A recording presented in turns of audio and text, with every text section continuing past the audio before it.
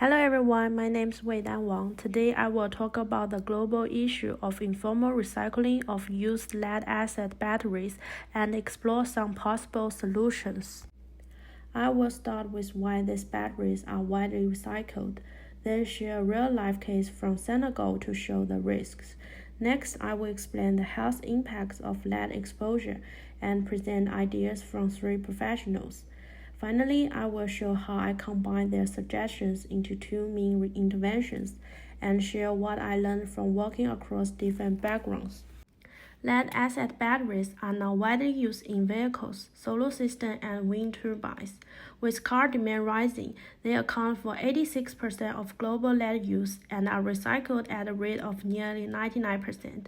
In many low and middle-income countries, this recycling is a key source of income, but much of it happens informally without safety measures. Families and small workshops often break batteries without protection, putting entire communities at risk of health and environmental harm.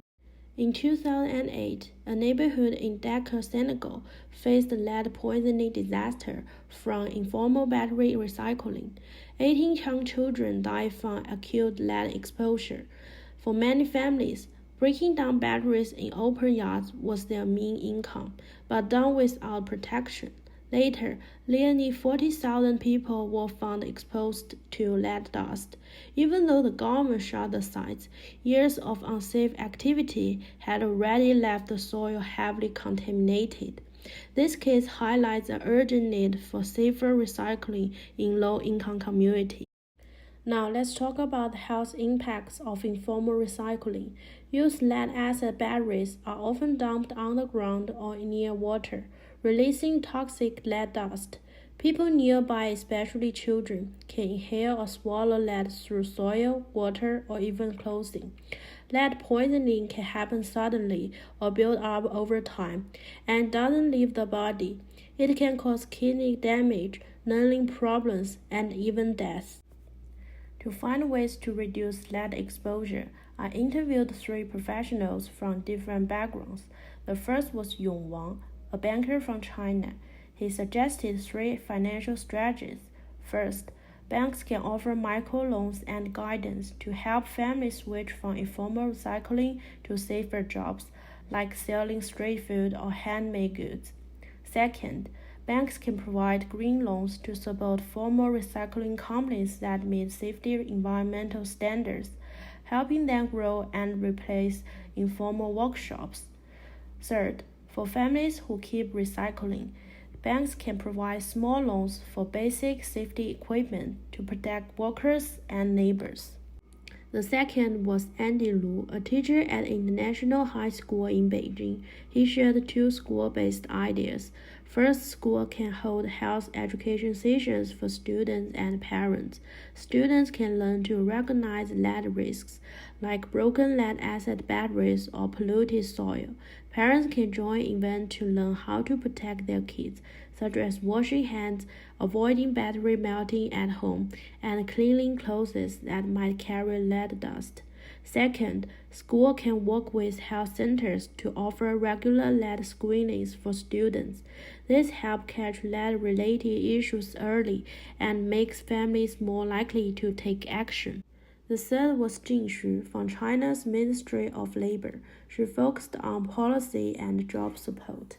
First, she suggested setting minimum safety standards and requiring all recycling sites like factories and family workshops to register officially, so the government can guide them towards safer practices.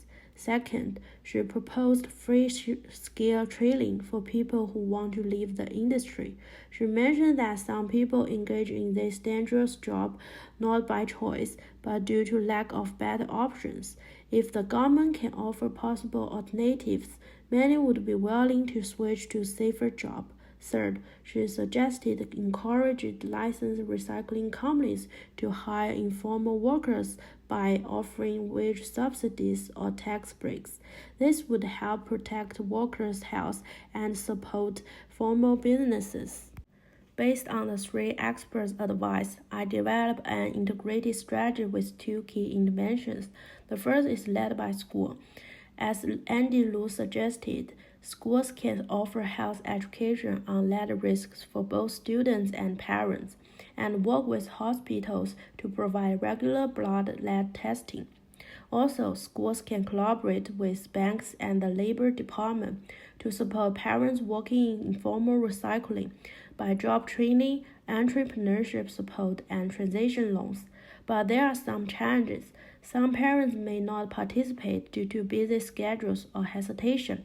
To address this, schools might need outreach teams to visit families directly. And since some parents may have privacy concerns about blood testing, trust building and informed consent are also important. The second intervention is led by the Labor Department. As Jing Xu suggested, the government should set safety standards and require all recycling operations to register officially. For those who don't meet the standard, the Labor Department can work with banks to offer transition support, like training and small business loans.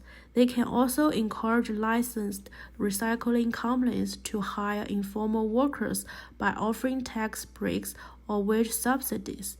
But there are some challenges. Many informal workshops are hidden and might avoid registration. In that case, the government may need to work with local departments and form inspection teams to carry out community-level registration. And since banks alone may not have the capacity to support every person seeking financial assistance, government funding programs might be needed to fill the gap. This project really showed me how valuable it is to work with people from different backgrounds. Each expert brought up ideas I hadn't thought of. It made me see that solving big problems takes teamwork and different perspectives. But putting all those ideas into one plan wasn't easy. Every profession has its own way of thinking and talking. That's why clear communication was important. In the end, I learned that real interprofessional collaboration isn't just sharing ideas. It's about making sure everyone understands each other and working together to build one thought plan. That's it. Thanks for listening.